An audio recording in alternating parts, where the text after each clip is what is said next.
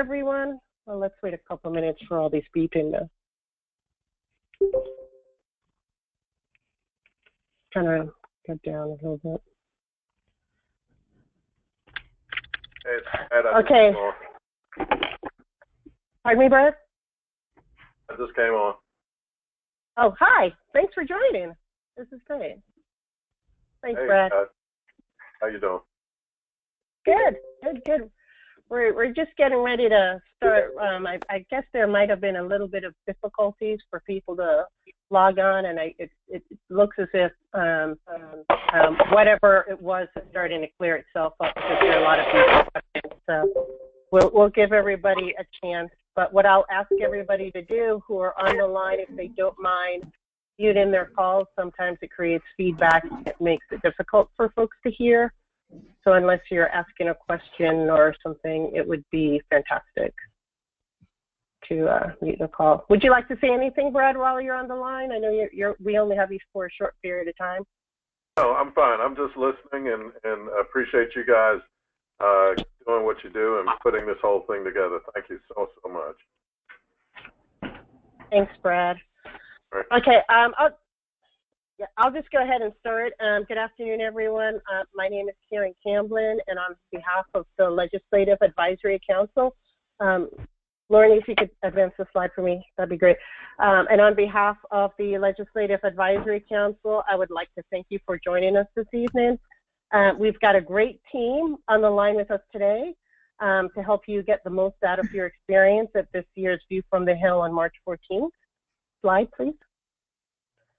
Okay, so starting us off today will be Beverly Green. She will explain how a bill becomes a law. She'll be then followed by Rhonda Briggins, who is going to be explaining. I'm sorry? And then it'll be followed by Rhonda Briggins, who will explain in detail how to build relationships and advocate with your local elected officials. And then Renee Banks and I will then discuss some of the things you can expect on March 14th. And then if we have any time, we'll open it up for question and answer. And at this time, I'd like to turn this over to Lauren Gunn, who will serve as our moderator for the remainder of the webinar. Lauren?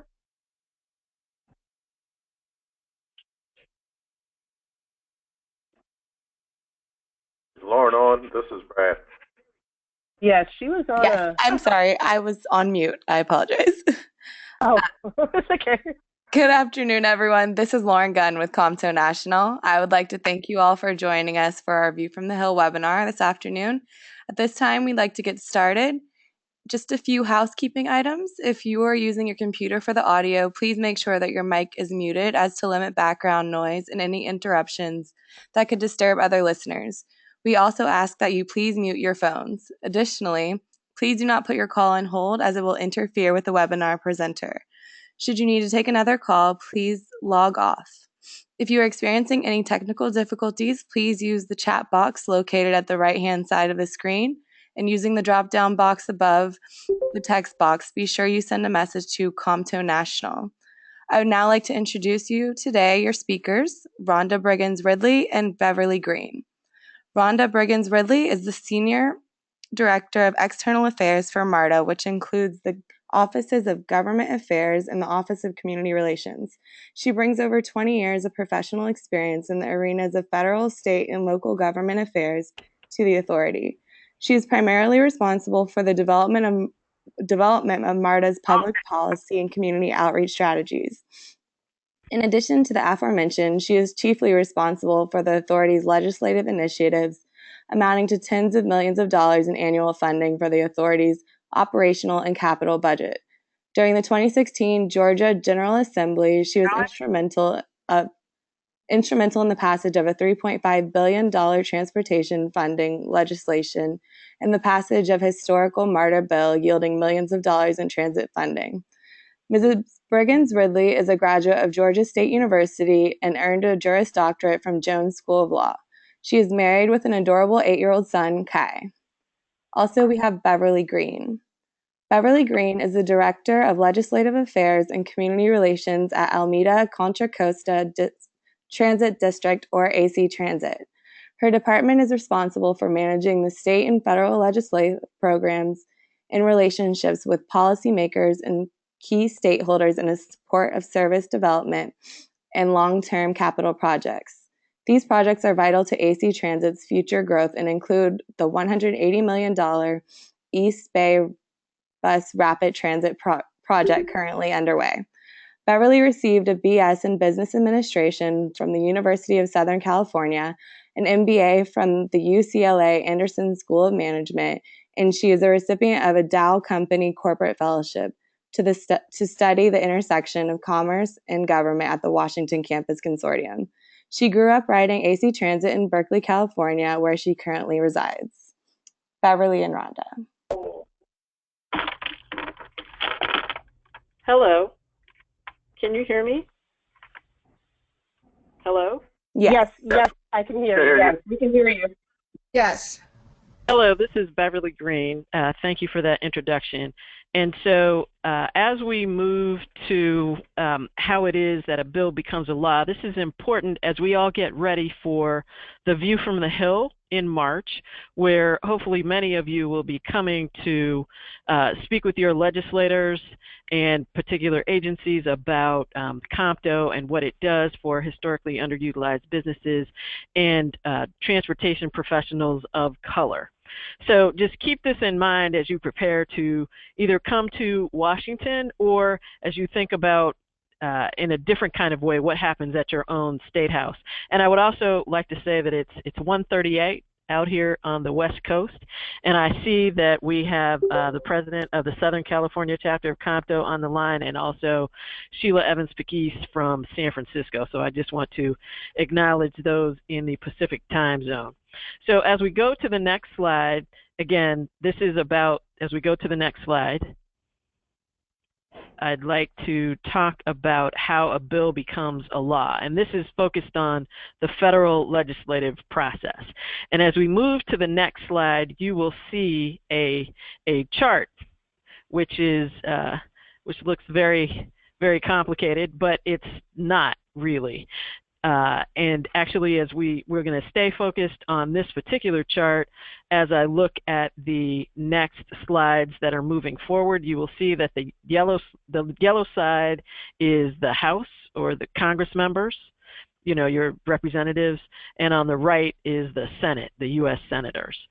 So let's move to the next slide.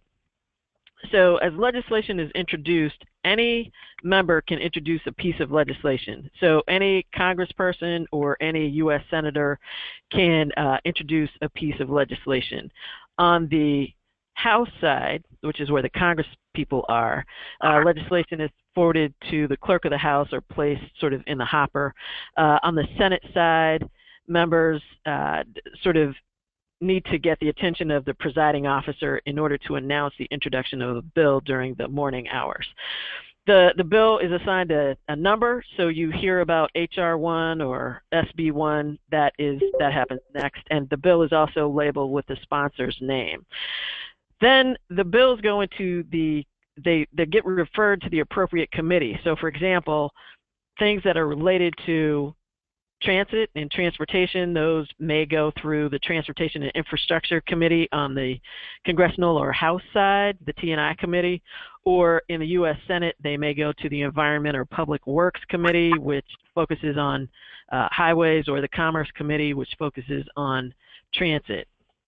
So as we move to the next slide, that starts with the committee steps, thank you.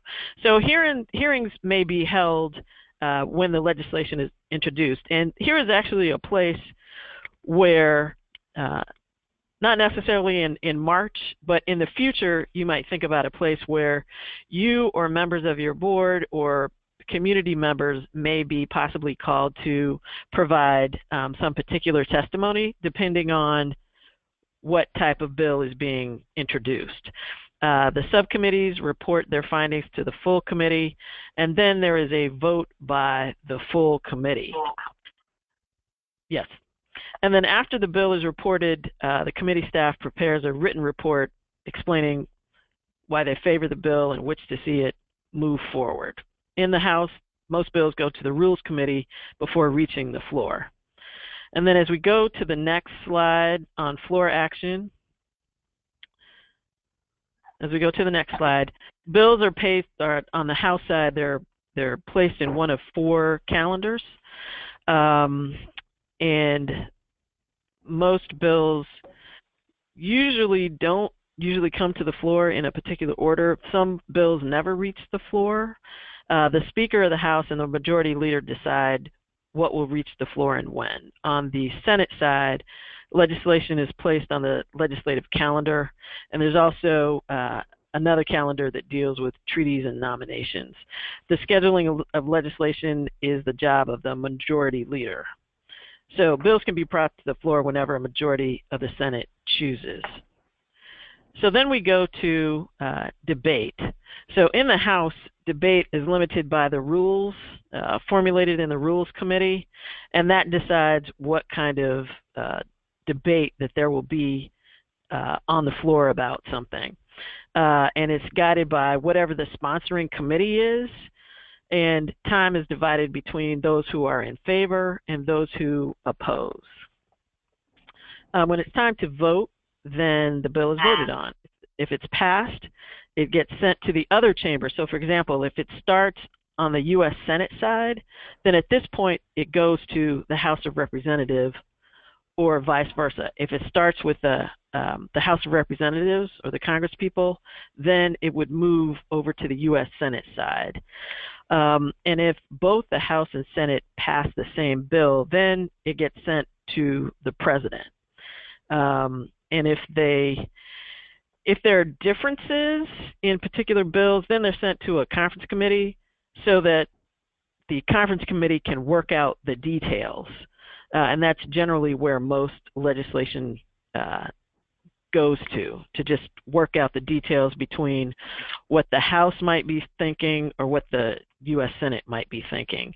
And these conference committees are usually made up of senior members, and it's their job to negotiate the finer points of the bills.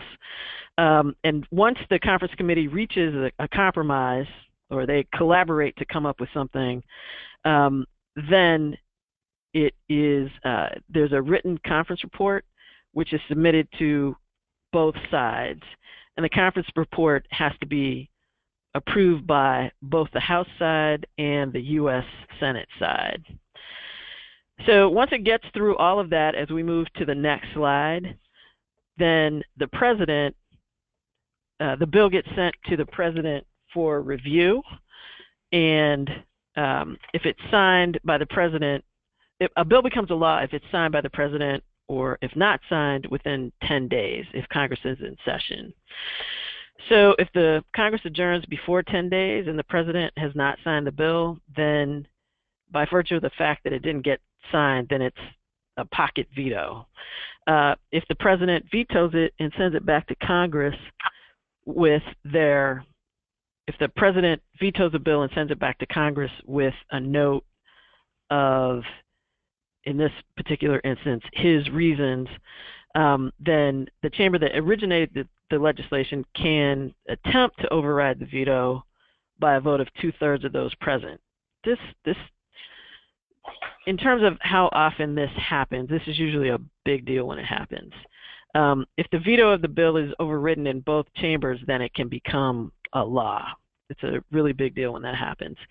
But once the bill is signed by the President, or if his veto is overwritten by both houses, then it becomes a law and it is assigned an official number.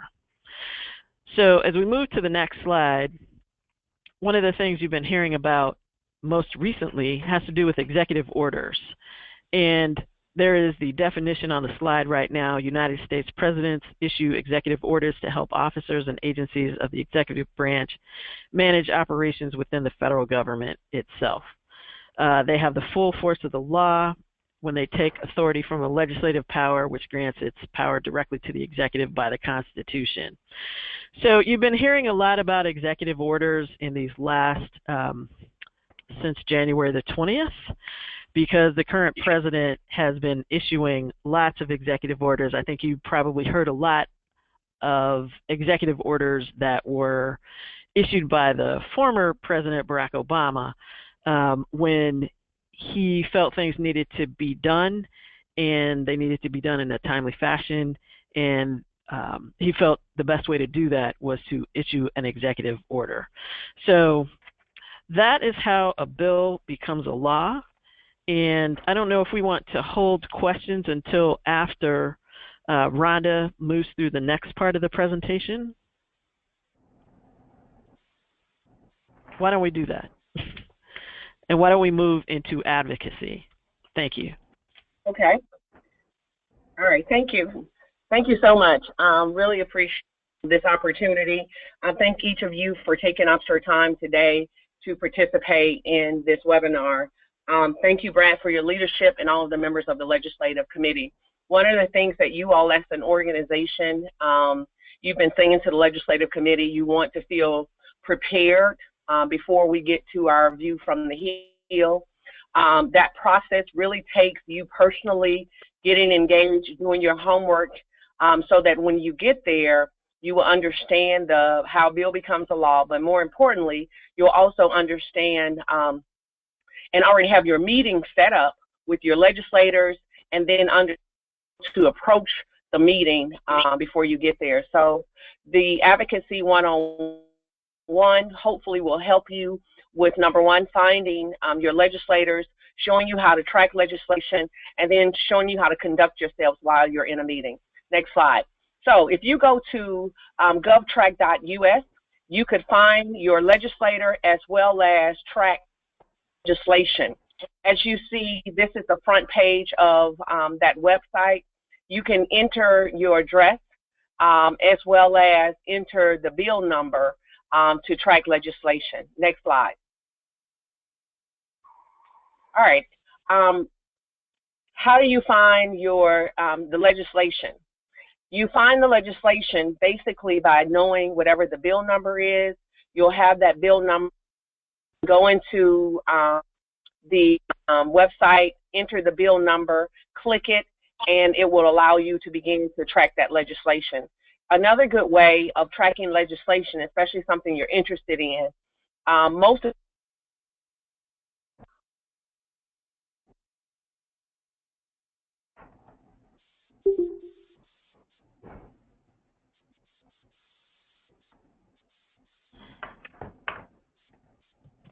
Did you try it?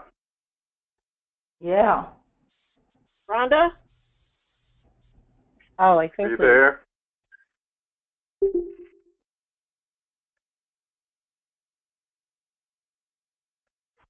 Rhonda, can you hear me? It's Brad. Okay, I'm sorry, this is Rhonda. I got knocked off. I don't know what happened. Okay, sorry. So where I was just saying that on for social media is probably one of the best places right now to follow legislation. Twitter is a really good place. Most of the House, the Senate, as well as local government and various elected officials are using their Twitter feeds to provide updates about different legislative pieces. People are using Facebook pages, and there are also other legislative tracking tools that will give you and allow you to see the changes and updated information, as well as meeting notices. Next slide. So one of the things that's very, very critical for you all in this process, before you get to DC, I'm going to say that again, before you get to DC, and that is to find your legislator as well as going ahead and scheduling a meeting with that legislator. It will be your personal responsibility to schedule your meeting, not the Legislative Committee. And so we will send, hopefully in advance, the agenda so that you will have an opportunity to know exactly what time is the best time for you all to start trying to schedule meetings with those elected officials. And so if you go to the govtrack.us, you can put into your home address. Once you click the next button, it will pull up a list of your legislators. You will see both your Senate and House members. It will allow you to go to their website On each of the congressional members' website, there is a form that will allow you to request a meeting with them. You will need to put in your zip code to verify that you are their constituent and that you in fact live in their district. They will also would like to know most of the time the reason why you would like to meet with them. And so later on we will be going through looking at the COMTO legislative agenda. And so you could give a few things, and right now everyone would like to talk to those legislators about transportation. So you can go ahead and schedule those meetings and say, I would like to have a discussion with you about transportation. If you are DBE, it's transportation and minorities doing business in the transportation industry. So give them the reason why you would like to meet with them. Also, let them know that you are a local constituent. That goes a really long way because they want to meet with the folks that vote for them. Next slide. Okay, this is just an overview of why we as COMTO would love for you to engage in the whole political process.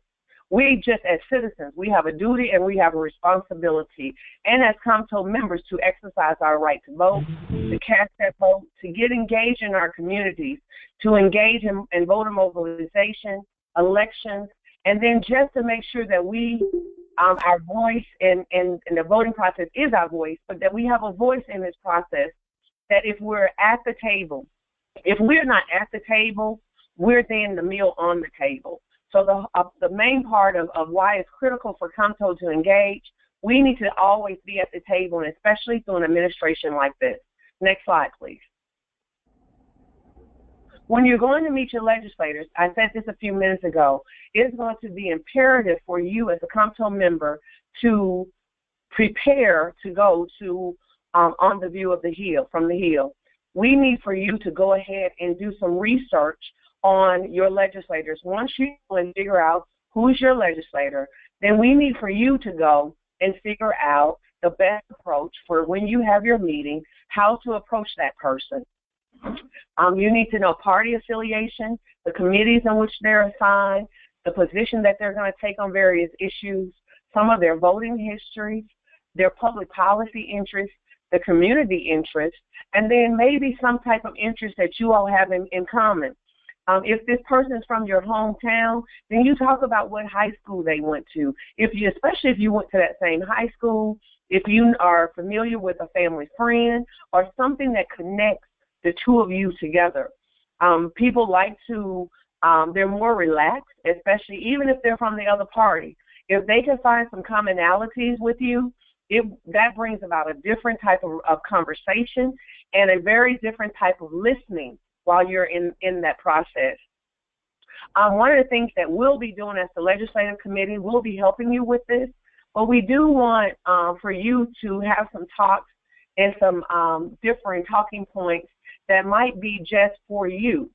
And that biggest piece is when you're talking about preparing talking points, we will have generic COMTO talking points. But what we need for you to help prepare your own talking points, we need to have talking points about your business that's unique. We need to have talking points about your systems that are unique.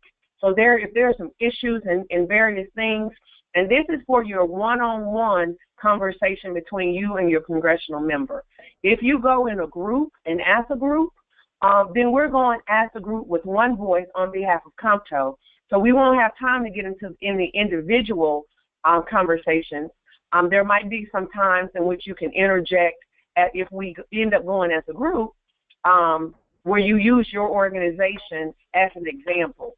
But if we go as a group, it is best for all of us to just focus on the generic COMTO position where we all could have one voice. Next slide. All right.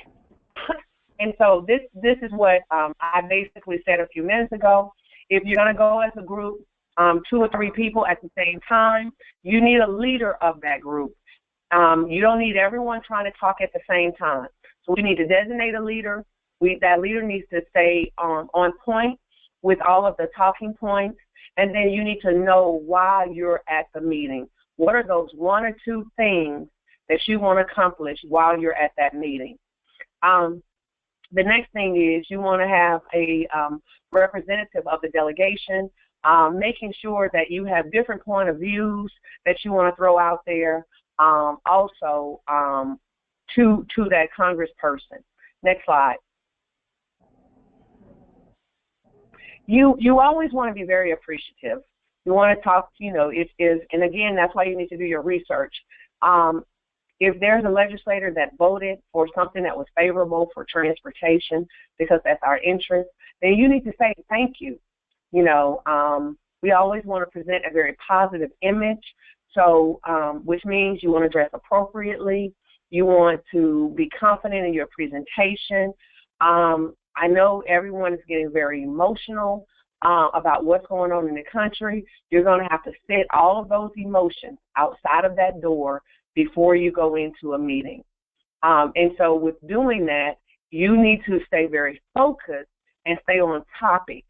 You need to express the point of view of COMTO or the point of view of your organization, not your own. Not your own. Leave all of your emotions and what your opinions outside of the door. You only want to be very factual, not opinionated, but very factual. And in factual, you need data, you need statistics, and you need to know the facts around different issues. You want to ask that legislator for advice. What's the best approach? How can I get my point of view across? All of those types of things are very critical. Next slide. You don't want to argue. Please do not argue with legislators. Please do not argue with legislators. I know there's a lot going on in the country. We're reading a lot about a lot of these folks. None of us are happy with a lot of the things that are going on. So do not go in with a chip on your shoulder or ready to fight. So make sure when you get these meetings that you do everything that you can to keep your personal feelings out of this. You want to try to keep these, if the legislators are undecided and or even if they're against it, you want them to make a commitment. You want to figure out how to neutralize the situation. Don't take notes while you're in a meeting. People feel uncomfortable when you try to record them or take notes as if you're going to use it later for a I got you moment. You just listen. Just listen. Get the facts. Just listen. Next slide. All right. Okay, go back.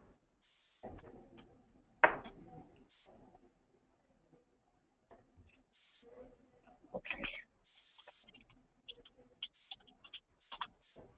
All right, some more do's and don'ts. Don't be afraid to admit if you are unaware of something.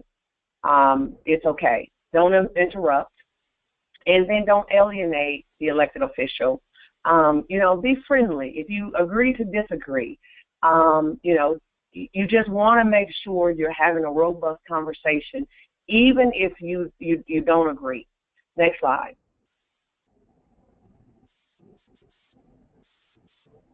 Okay, what to do?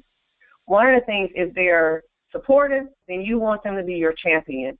If they oppose, then you just want to hear them and stay neutral. If they're undecided, you want to figure out how to get them on your side. And so, but if they oppose something, it's very rare you change anyone's mind during this process. So you want to see if they're supportive and undecided. That's where the rubber meets the road. And if they're undecided, that's where personal testimonies are really good, where you can already have one key example of something fabulous or something critical that's going on in your community, and you want to use that.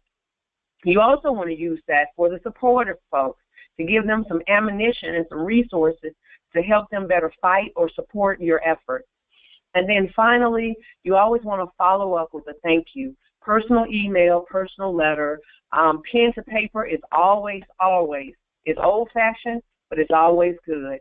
That means that you took your time and you truly appreciated them talking and speaking with you. Next slide. the relationship side. One of the things that I think we all need to do a better job at, and we really need to figure out as an organization how to do more of this, and that is to get these congressional folks, when they're in the district, engaged and involved in your local chapter work. You know, invite them out to your chapter meetings. Invite them out to a public service project. Give them a tour, if you are an agency, of your system. Here in Georgia, we are doing a TOD, our Transit-Oriented Development Tour, with our legislators. We're going to take them around to see all of the development projects that we have. And so we'll take our talking points and bring them to life by showing them all of the growth and the prosperity and the economics that are coming out and around transit agencies.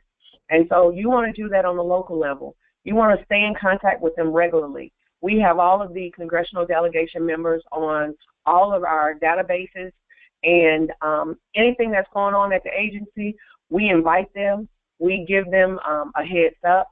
We send them local alerts.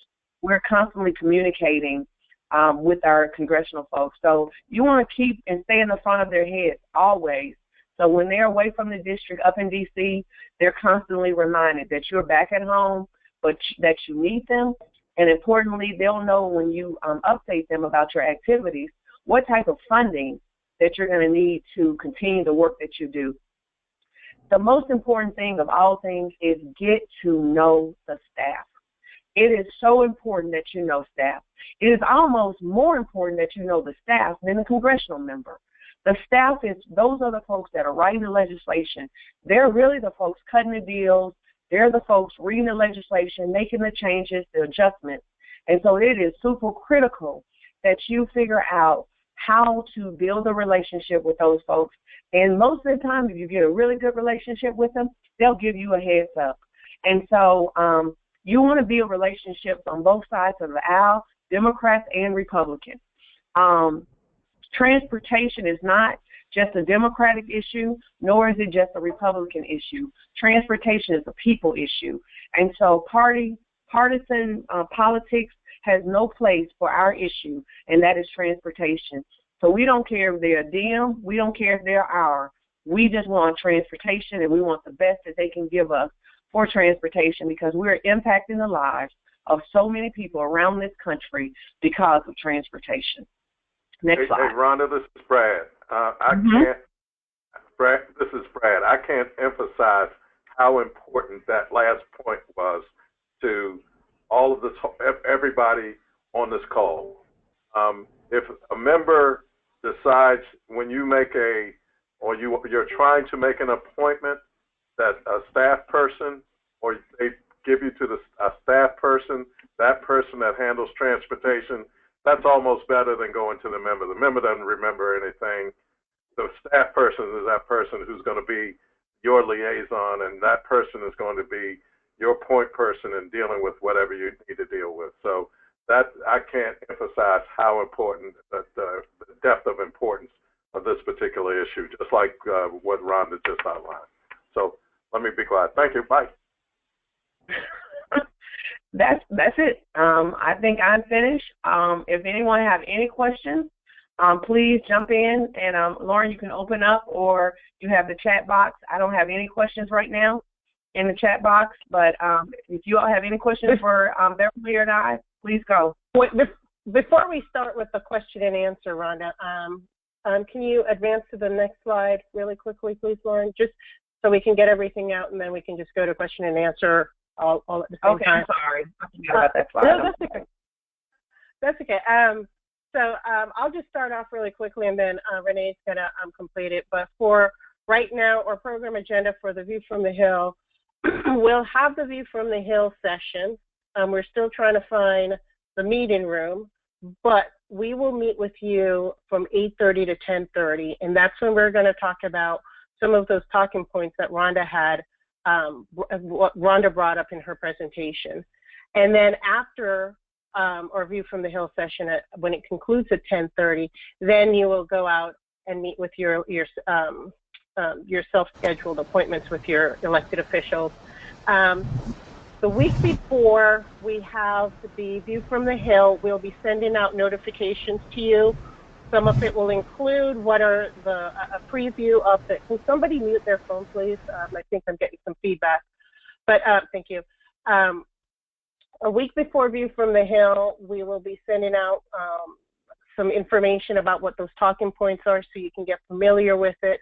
We'll also give you some more tips that you can use to help get the most of your experience. But before I pass it over to Renee, I just want to remind you that the dress attire would be formal business attire.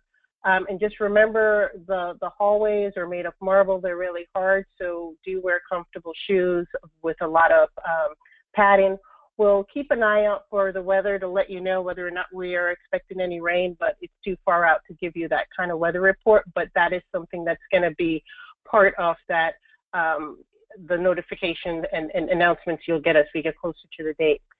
On the COMTO website at comto.org, there is a link when you go on the View from the Hill page to RSVP. Please, please, please, please, please RSVP ahead of time so we can know how many people to expect. But most importantly, that if we have any last-minute notifications that we need to get out to you, we can get a hold of you to let you know if there's a room change or anything like that. So it's really important if we can get people to RSVP ahead of time. And that's at comto.org. And Renee, I'll pass it over to you. I don't know if you have anything you'd like to add. Well, I'd just like to echo what Beverly and Rhonda said in terms of embracing both sides of the aisle. We have reached out to both Senators Scott of South Carolina and Senator Booker of New Jersey. And of course, the big issue this year is going to be infrastructure and jobs. And both of those senators are very involved have been involved in legislation to promote both infrastructure and jobs. And so we're looking forward, as Rhonda said, to being at the table in both of those issues. We are looking at a room in the Capitol so that would be a central location and even though we're still working on the agenda, it's a central location where we could invite easy access from the Senate and from the House, and also when the participants or the attendees disperse from the meeting onto the Hill to visit their members, it's also a convenient location. And I would just like to say that if there's any assistance that I can provide, even though everyone will have their own issues and we will be putting together talking points and COMTO issues, if there's any assistance I can provide in terms of information, for example, there's a hearing tomorrow on the FAA reauthorization tomorrow, and if there's anything going on that I might be able to assist with, I'd be happy to offer my assistance for participants for those 2 days. Anybody in town. And that's just like to thank you all. I really appreciate everyone who's participating. And I will hand it back to Karen. Oh, thank you, Renee. And Rhonda, if we could advance to the next slide, and we'll just do a really quick recap of what are some of the next steps, and just to kind of go over everything that was discussed by Rhonda and Renee and Beverly. And so just go ahead and register for View from the Hill at comto.org. Schedule your congressional visits as soon as possible at govtrack.us, and if you need any additional information, you can reach out to us. And with that, I don't know if we have any. So I'd like to thank everybody here, and with that, I'd like to, Lauren, do we have any questions? Karen, do we have any questions? Yes. Karen, I just had one. I actually had a text. Someone just indicated it might be a good idea for everyone to review this again, like the day before, or because it will be available on the website. Review the webinar again closer to the date of View from the Hill. That was just a comment that I got. Oh, great! That's a great idea. Thank you. So I guess we can open it up to questions if there's anybody who has any questions or. This is Carmen from the North Texas chapter. Thank you for this great information. I used to work in government relations, so I understand a lot of it. I guess my main question, if I have some of my members attending that were not on the webinar, I know they can look at the information as well. But my big question really has to do with, you know, advocacy versus lobbying. And we really need to make clear to those that are not familiar, you know, what the difference would be. Like, I can't go and speak on behalf of DART unless we go through our government affairs department and they know, you know, specifically what we're going down there for, you know, versus whatever national may also have. So could you give me some clarification on that in terms of everyone else that may be on the call? We are speaking on behalf of COMTO, and those things or our points will be outlined on that handout that we give folks. Again, we do our best. We do our best to vet those things and make sure that, you know, we're not asking for anything super specific, and especially on, you know, the authorization levels or you know, if it gets down to micro policy, if I can put it that way. These people have to know kind of where we are, who we are, and where we're coming from. Again, we're not, you know, there to beat them over the head about a lot of money and specific policy issues. Okay, so you're talking national perspective, not local. Exactly. Now, okay, the other thing is, people need, when you do make your local visits, people need to know who you are, what you're doing, what, you know, what challenges of the projects that you may happen to have. There's nothing wrong with doing that. Again, there's just kind of a fine line between advocacy and lobbying, and, you know, you're lobbying when you're trying to do things and influence people and take them out and do things that you ordinarily wouldn't do So, right, and that's why I wanted to just share that with everybody if they're not aware of that, so we don't disturb anything that our government, you know. If you have any questions about it, ask anybody here on the line, or drop me a line or drop you a line. You know, again, for what's going on, they you know, your federal legislators need to know what's happening in their congressional districts and what your agency may need, but you still have to get permission to kind of delve into the finer points. If right. If you're going to do that kind of thing. Carmen, my feeling is that this is also a chance for you to brag about your agency. It's not, you don't have to lobby or to advocate, but you can brag and talk about all the great things that you've done and or projects that have been accomplished. So I think that you know, it's also an exchange of information, and I think that's not anywhere close to the line of great point. lobbying. That's a great point. Great, thank you. That is great. Hey, this is Rhonda. It's really easy because I get this a lot. On the advocacy side, every agency can advocate. That's all you're doing there is educating, like Renee said. Educating and bragging about your agency is advocating. The lobbying side comes in when you're actually trying to influence policy. So no one's trying to influence any policy because there's no policy that we're trying to influence at the moment because there's none that exists. So, but what you can do is educate. As long as you educate, you're good. You're in the safe spot of advocacy. Okay. Thank you, Rhonda.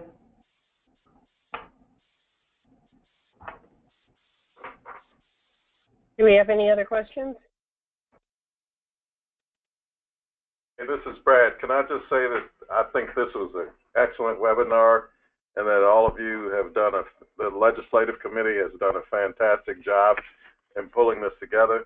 For those of you who are on the line, I hope that in some way or another you can put the word out and let the folks know from your chapters and from your jurisdictions that you know, we're doing this, and if you can encourage them to participate, that would be great too. But again, thank you guys for a fantastic job that you did today. So that's it for me. Thank you, everyone.